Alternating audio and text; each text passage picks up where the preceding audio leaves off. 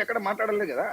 So ఈ రోజు కనీసం చంద్రబాబు నాయుడు గారు ఇది సింగిల్ గవర్నమెంట్ కాదండి బ్రహ్మనాయుడు గారు, అవును, ఇది కూటమి గవర్నమెంట్, ఇది కూటమి ప్రభుత్వం అండి. ఎందుకంటే రేపు జనసేన ఎమ్మెల్యే తప్పు చేస్తే అది అనవసరంగా హెడ్ఏక్ జనసేనకు అవుతుంది, దానివల్ల తెలుగుదేశం వాళ్ళు మమ్మల్ని నిందిస్తారని చెప్పి జనసేన వాళ్ళు చాలా జాగ్రత్తగా ఉండాల్సిన పరిస్థితి ఉంది. ఎందుకంటే మేము బీజేపీకి ఆన్సర్ చేయాలా, తెలుగుదేశానికి ఆన్సర్ చేయాలా. ఈ రోజు తెలుగుదేశం ఎమ్మెల్యే తప్పు చేస్తే డెఫినెట్లీ జనసేన పవన్ కళ్యాణ్ గారికి కాదు, జనసేనకి ఆన్సర్ చేయాలా, బీజేపీకి ఆన్సర్ చేయాలా. ఇది ఇష్టం వచ్చినట్టు ఎగరడానికి కుదరదు.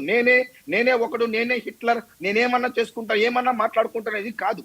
సో ఈ కంట్రోల్స్ అంతా కూడా ఈ రోజు ఏముందంటే, అందుకే ముఖ్యమంత్రి గారు తరచూ ప్రతిసారి కూడా అంత ఓపెన్ గా ఎమ్మెల్యేలు పనితీరు మార్చుకోవాలా, మీరు పద్ధతి కాదు అని చెప్పి చెప్తున్నారంటే అది ఎక్కడో చోట కరెక్షన్ చేసుకుంటే గవర్నమెంట్ కి మంచిది, ఎమ్మెల్యేకి మంచిది, ఈవెన్ పబ్లిక్ కూడా మంచిదే. కానీ చర్యలు ఎప్పుడు అంటున్నారు? ఇప్పుడు ప్రతిపక్షాలు కానీ మేధావులు కానీ విశ్లేషకులు కానీ ఏమంటున్నారు? ఎవరి మీద తీసుకున్నారు మీరు చర్యలు, ఎంతమంది మీద తీసుకున్నారు అని అడుగుతున్నారు. ఒకవేళ వాళ్ళు చెప్పిన తర్వాత వాళ్ళ యొక్క ఆలోచన తీరో వాళ్ళ యొక్క ప్రవర్తన తీరో మారలేదంటే ప్రజలు చర్యలు తీసుకుంటారు, డౌట్ అయితే లేదు. అంటే 3.5 భరించాలి అయితే అంతే. వైసీపీని 5 సంవత్సరాలు భరించిన తర్వాత ఏం చేశారు బ్రహ్మనాయుడు గారు? ఒక నిమిషం బ్రహ్మనాయుడు గారు, వైసీపీని కూడా 5 సంవత్సరాలు భరించిన తర్వాత జనాలు ఏం చేసినారు? 11 సీట్లు ఇచ్చారు కదా.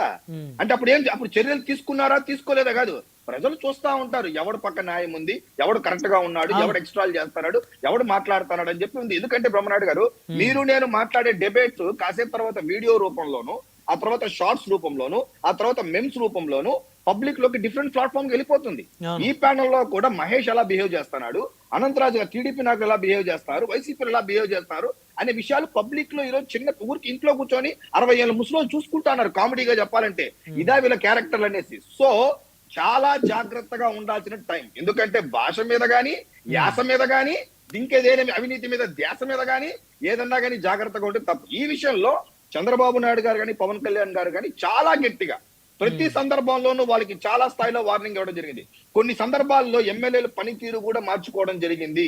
కొన్ని స్థానికంగా చూసినట్టయితే కొంతమంది ఇన్వాల్వ్మెంట్లు స్టార్టింగ్ లో ఎగేసుకొని ఇన్వాల్వ్ అయినంత విషయాలుగా ఈ రోజు ఎమ్మెల్యేలు కూడా కొన్ని విషయాల్లో ఇన్వాల్వ్ అవ్వట్లేదు. ఎందుకు అనవసరంగా రిస్క్ అని చెప్పి తీసుకుంటారు. ఇప్పుడు నిన్న వెరీ క్లియర్, పవన్ కళ్యాణ్ గారు సాక్ అని కాదండి. ఇక్కడ మళ్ళా ఏంటంటే పవన్ కళ్యాణ్ గారు సాక్ కాబట్టి ఆయన ఏం చేస్తారు కాదు, ఒక గవర్నమెంట్ అధికారి మీద ఎవరి మీద అలా దాడి జరిగినా ఖండించాల్సిన బాధ్యత ఉప ముఖ్యమంత్రిగా పవన్ కళ్యాణ్ గారికి ఉంది. నేను ఆయన ఖండించారు.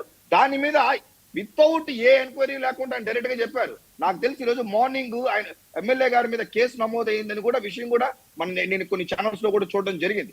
సో కాబట్టి యాక్షన్ ఉంటుంది.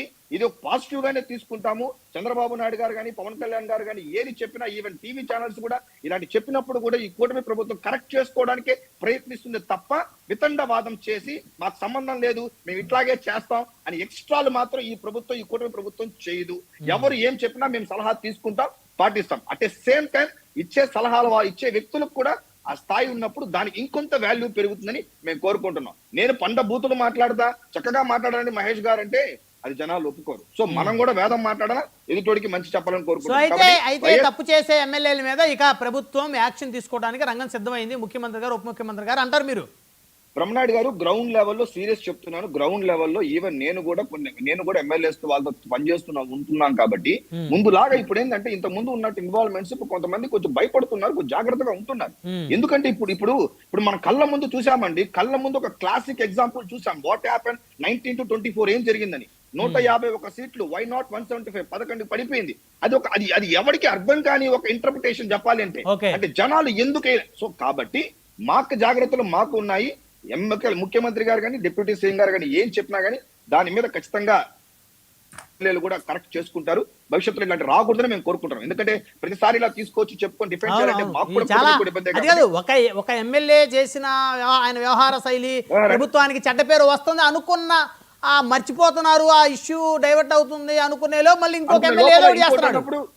సో అది కాబట్టి ఈ విషయంలో ముఖ్యమంత్రి గారు చాలా గట్టిగా, చాలా సీరియస్ గానే మాట్లాడారని కూడా మంత్రివర్గంలో ఉన్న విషయం కూడా మనకు తెలుస్తుంది. కాబట్టి పాజిటివ్ గా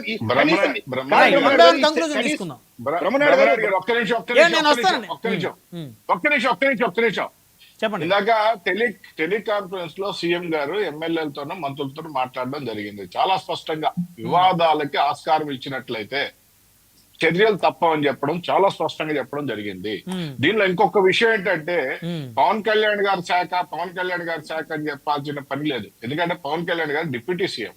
ఏ శాఖ మీదైనా, ఏ ఉద్యోగం మీదైనా, ఏ